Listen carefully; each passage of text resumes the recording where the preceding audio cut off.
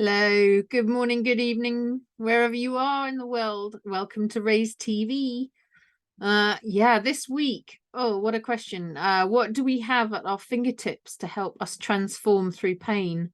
I was just sitting, I have to admit, I'm at the end of our 17-day reconnection experience, which we do within our community Raise. And we regularly run these 17-day experiences.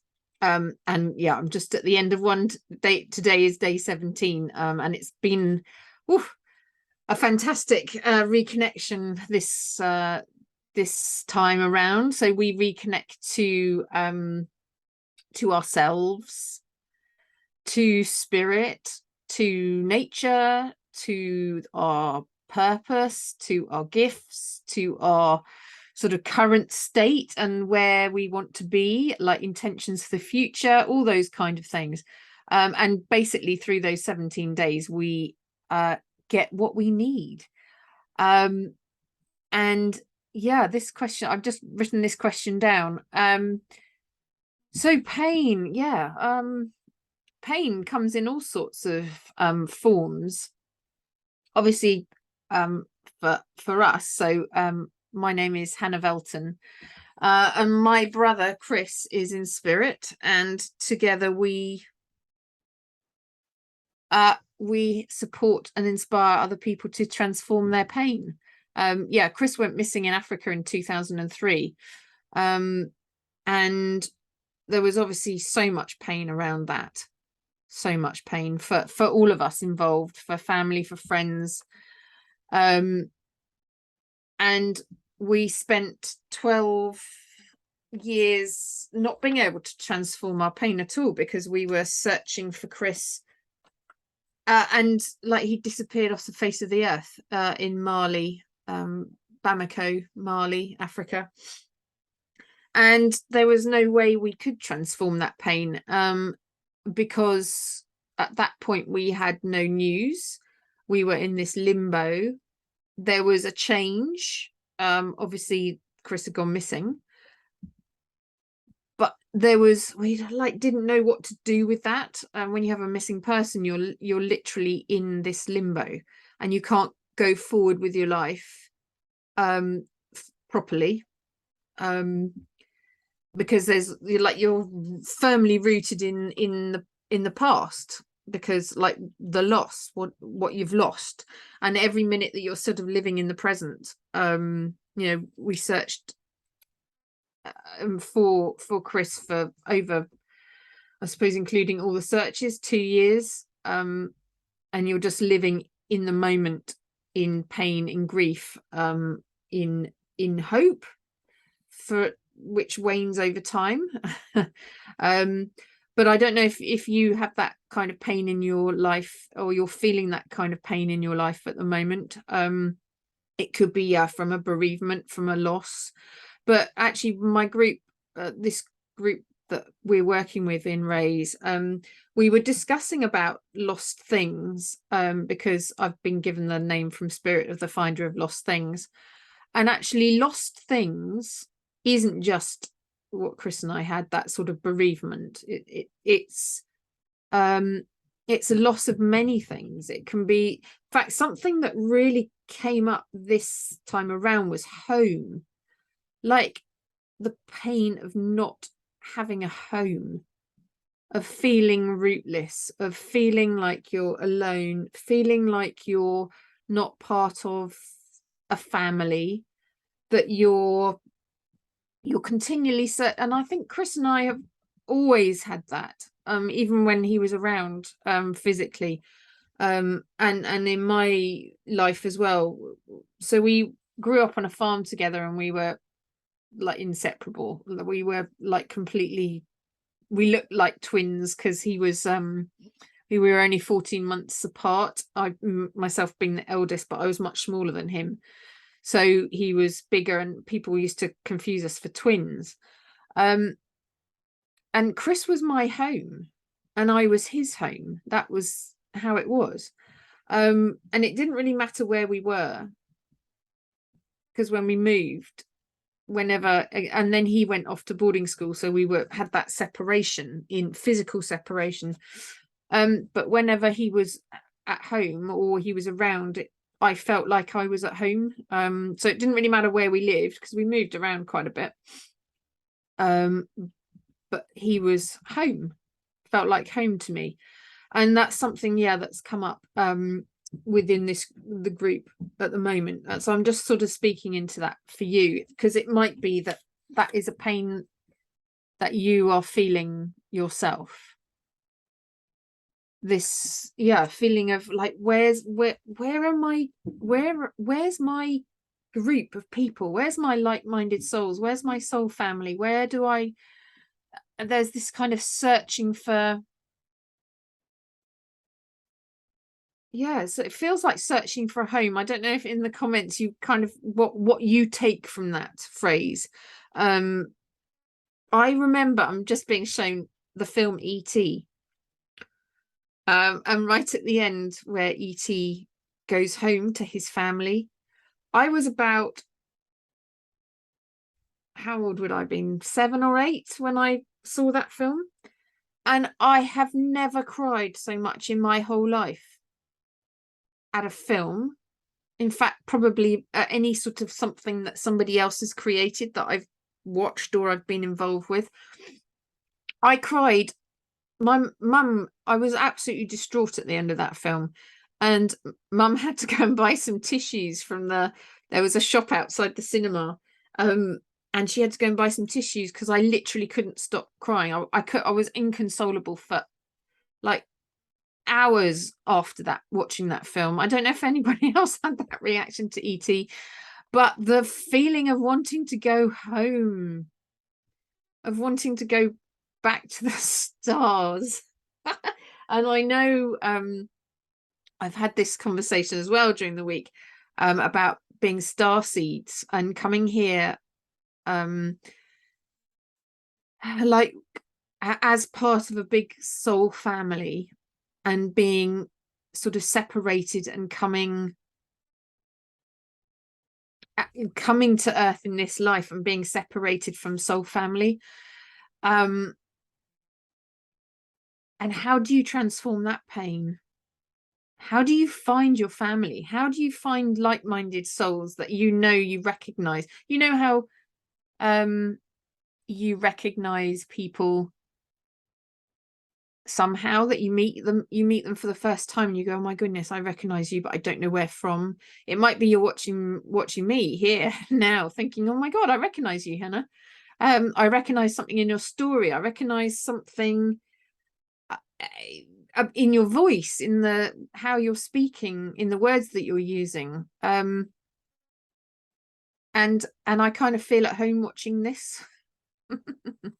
And if that's the case, because I know we've again been talking about it this week, people who have come towards Chris and myself and our raised community, they've been drawn to us through our story. There's been a real curiosity about us, a fascination even, and not even knowing why, but moving towards us, being attracted towards us. And also once they've kind of met us or know who we are, or have watched a film, or have read a book, or some sort of reference to us and our story, synchronicities start to happen around them, and it's almost like the universe starts to draw some magic towards them.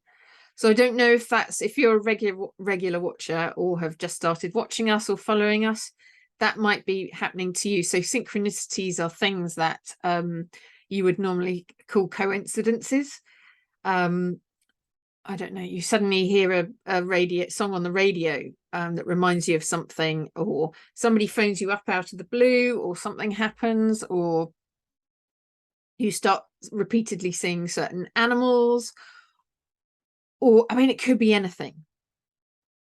And I think part of that is like your soul recognizing us as part of the soul family. And it's almost like your soul goes into right, I'm going to get you attached. I'm going to get you connected. And this can happen with every, so many people in your life, connections that you make. It's like soulmates and that soul family. It's like you almost don't want to let these people go, because you know them and you remember them and you've had lives together and you're here kind of like all as a purpose together. And that's certainly with Chris and I, without a doubt. I mean, we've talked about this before, about having many past lives together, and that we are now on this like this soul union where we're working together, and this is what we've been doing many lifetimes together. But it feels safe now to be doing it in this particular time. And I would encourage you, if you're feeling this sort of soul attraction to myself and to Chris and to anything that you kind of see in this film. A lot of this guy has come into the fore this week in our group. Zebra, black and white. I'm not going to say anything, but if Zebra is appearing for you at the moment, yeah. So Zebra, we've had 3 things that have been really big this week for us. Zebra, lion, and actually the card came the moon. So if any of these are particularly calling to you, yeah, the moon, the lion, or Zebra, like, this is a film for you. Yeah, so transforming pain, and like, what do you have what do we have at our fingertips to help us transform this pain? Like, at our fingertips, we have got magic within us, and magic, we are continually co-creating with the universe. Like, everything, we are magicians. All of us are magicians, but you don't find that by in the doing at first.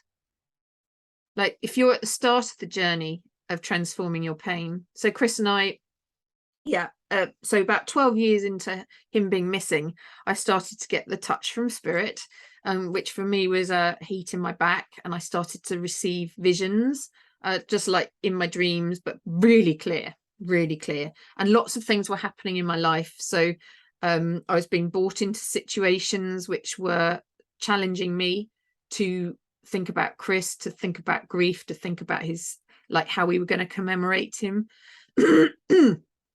After he'd been missing so long. I was meeting people, I was meeting soul family, I was recognizing people, and it was really challenging, because some of the situations I was put in, I was meeting people who were spiritual, and that was a real frightening, like, the fear, because anything that you fear is where you need to be going. that's where you can transform the pain. Like, you have to move through. So yeah, we have everything at our fingertips, and like, our higher selves, our souls, will be calling us, like I said about the yeah, they, like, you will be calling yourself, your higher soul will be calling yourself to the things that frighten you, that scare you, that unknown, because that is how, the way that you transform your pain. So I had to face my grief. I had to face the fact that Chris wasn't there. I had to face the fact that he, like, I knew I could find him, but I didn't know how to do it. And it might be that you've got this point where, yeah, you recognize what your pain is. So it's not always easy to know what your pain is, and it could be like this feeling, this just feeling of being lost, like we were saying, like this longing for home, for connection, for your team, your whatever it is, but or your purpose, or like, what the hell am I here for? Like, what am I here for? That's a real feeling, like that continual searching for something, trying to find something, that feeling of being lost. You need to move to where you're, and you will be shown, but you will be move towards what is challenging, what is frightening, and perhaps you feel like watching and Chris and I together, because he comes through me. I'm not, when I'm off screen, when he's not here with me, I'm much quieter. So it, like, I channel with him, he's coming through. And it's like, it's that, if you find us, or the whole scenario, you might find us like interesting and like a bit frightening as well. And I like, Chris and I are normal. We are normal. I know, you know, you always say, people who say, oh no, I'm really normal, probably aren't, but we are. And like everything, just keep watching us, keep, till you kind of feel you will get the nudge, you will get a prod to come into to Raise, which is our online community. And that's where the magic begins, because everything within you is there. Like, the magic is there for you to create and transform the pain into, like, move through the pain into whatever life you want to create. But to start with is like, it's a beginning, it's a clean slate, and it starts with the decision to become. So I, as a sister, knew I was going to find Chris, but I was unbalanced, I was in grief, I was lost, all of that. So I couldn't help him or find him without finding my balance, without finding myself. And the advice that I was given, first of all, was know yourself. But to know yourself and to realize all that magic that you have inside you, and you have everything that you need to transform your pain, like, you have to go back to a blank page and to find stillness and to find balance and to reconnect. Like, that's the first step, and that's why we do these reconnection experiences, because it is really like really finding balance and some stillness inside. Because when we're in pain, we kind of live in our head, and we're trying to overthink things, and we're trying to and a lot of the time we try to block out the pain. We like mask it with other things, or we move our activities into something else, you know, we do other things to mask the pain. Or like, if it's a pain that's like a chronic pain, it's like it's always there, just this sort of low level pain. And that would be like the longings for home. It's like, it's not raw, but it's just there, and it flares up occasionally, but it's just like this raw. It's like I used to have what do you call them, low immunity. I had chronic iritis, which is like an immunity disease in my eye, and it was like just a chronic, my body's just out of balance. And actually, when I got pregnant with my son, it just literally disappeared. So it was almost like my balance had returned. And that's quite common with people, these sort of chronic illnesses, immune suppressant sort of thing. Yeah, it's like your body just being out of balance.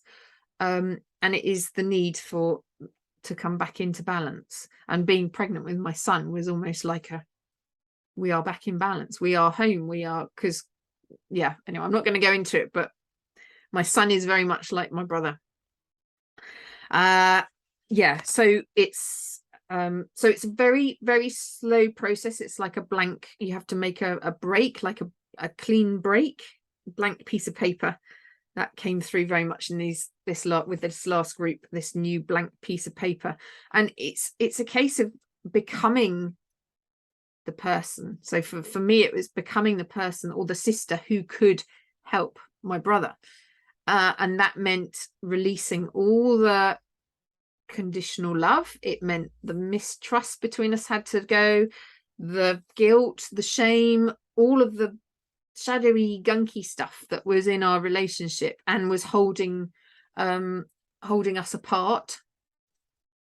That all had to be released. And to do that, to start with, it was a case of finding stillness and actually realizing what the pain was, realizing what had been lost, realizing what was going on beneath the surface.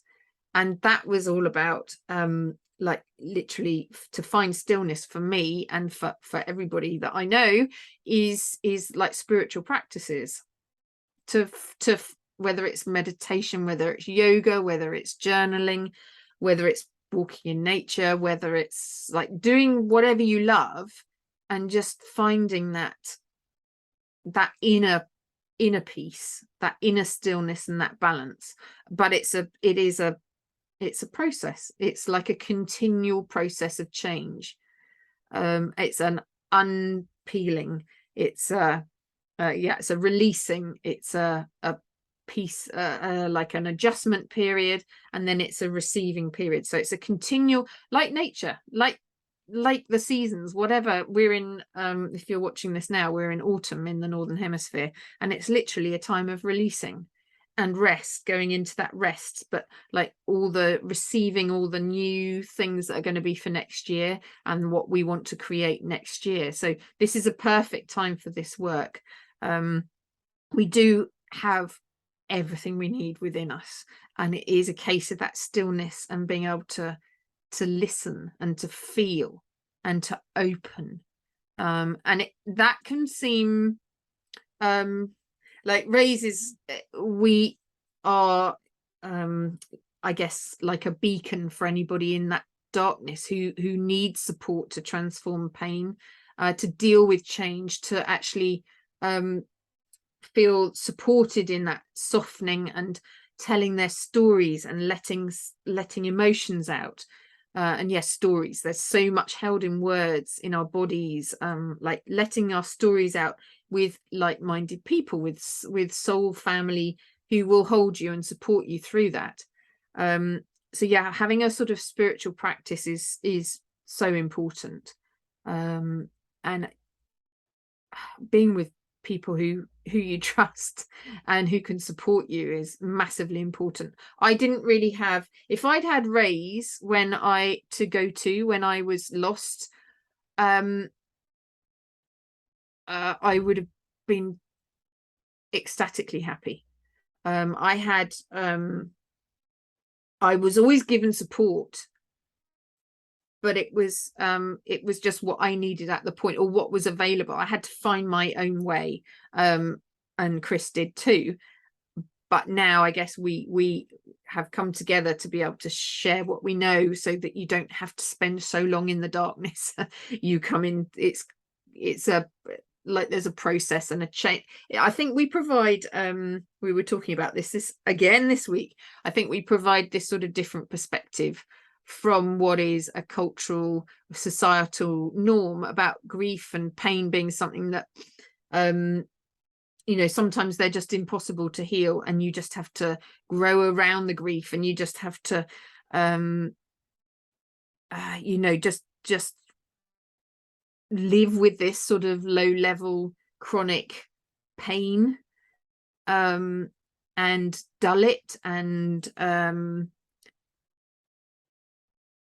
just sort of cope with life, cope with this pain, and always have this. I think we're all searching for something. I do think we are. And like, it's not necessary. It's not necessary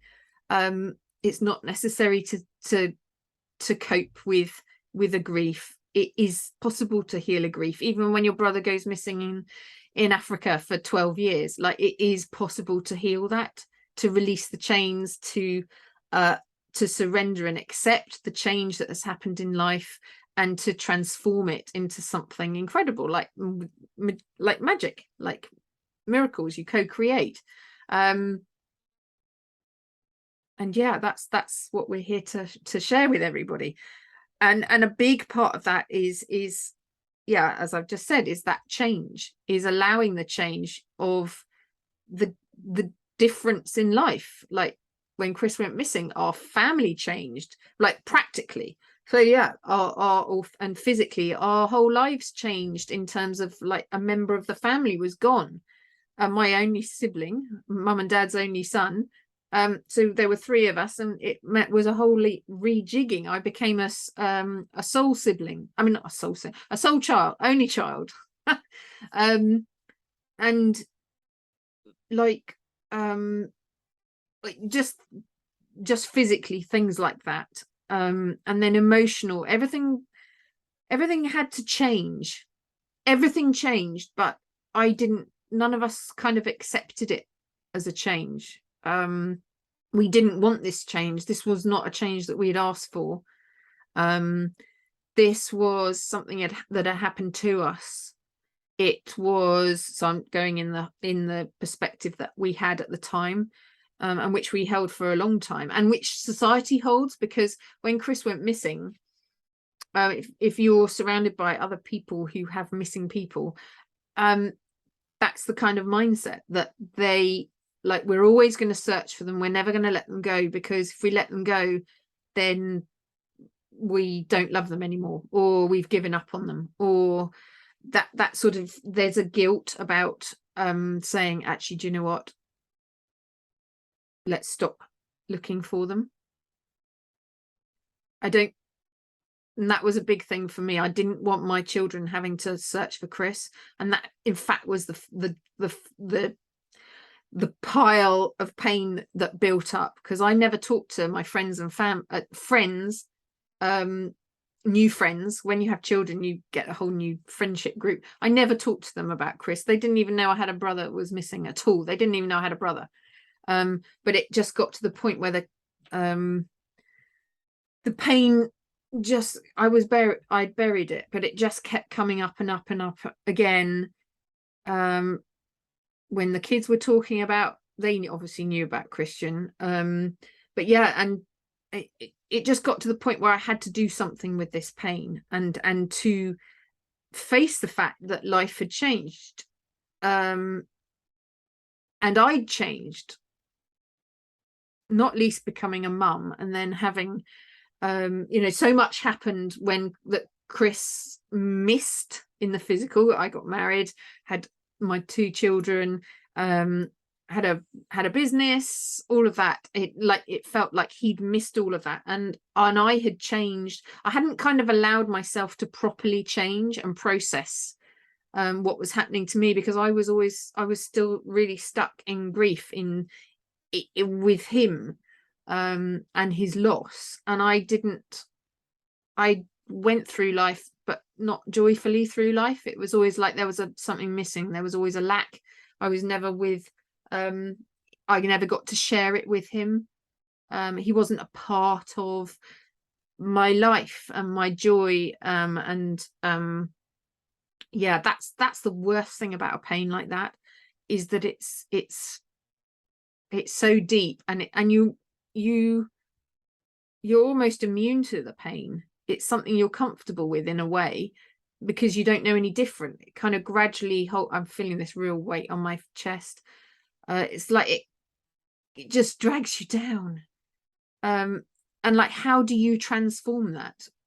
For example, Chris, we have everyone will know Britain's Got Talent. So in 2000 and when would it have been, 16 or 17, Chris was the missing people, their choir, their charity missing people and their choir were on Britain's Got Talent, and Chris was one of the images up on the so behind the singers they had big images of missing people, and the idea was that people watching Britain's Got Talent would go, oh my goodness, I know that person, and there would be a connection made with the families. And Chris was on the semi-final up behind the choir, and I was watching it, and I just got this overwhelming feeling of grief.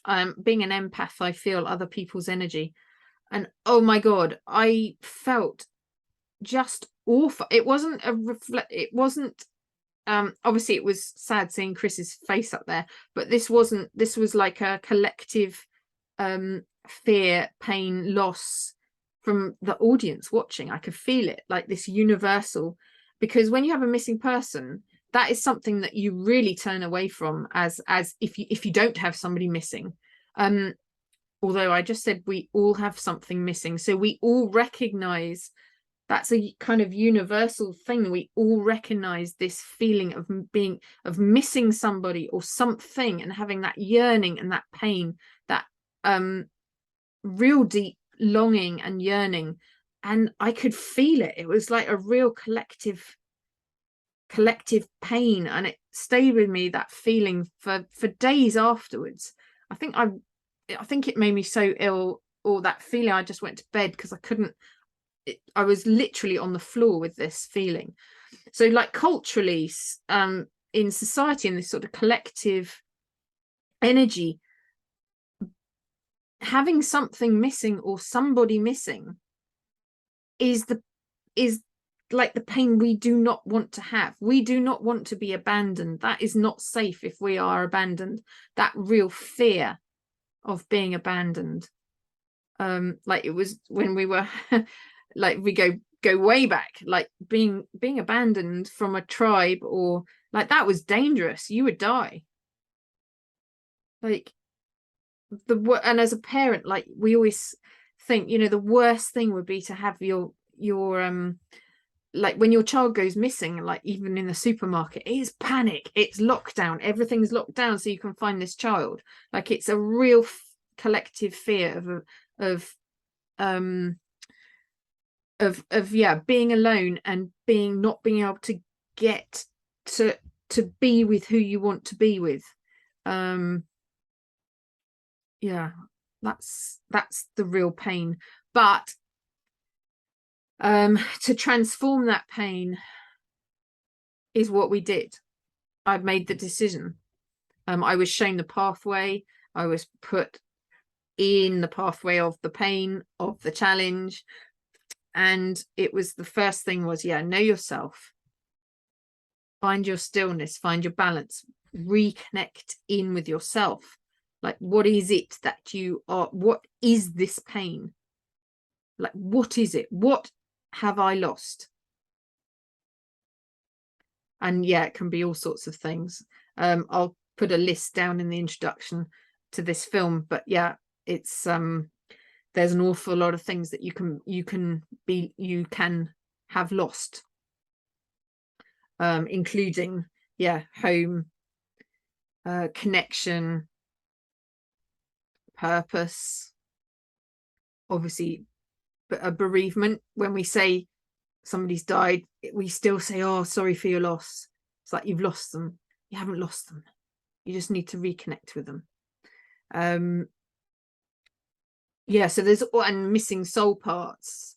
Like if you go through a traumatic experience, you can have soul loss, which would be like part of your energy leaving your body, which needs to be returned. So there's all these things that we lost. So like, what is that pain? What is that underlying pain that's within you? And yes, that you have everything at your fingertips to release that. And it's a natural process, like allowing change to happen. So part of this transformation of the pain was the recognition, the acceptance of change, and surrendering to that, like allowing Chris to eventually to be dead. Like we found out that Chris was dead, in a spiritual, energetic way. He's like, physically, Chris is still missing. There's still a file as a missing person, all of that. But for Chris and myself, and for family and friends, I think most people now, there's an acceptance that Chris and I have been doing this for 4 years now, working together. And I think by now people are going, okay, there must be something in this, because they keep going on about it. And like the work we do with people, the way we're visible,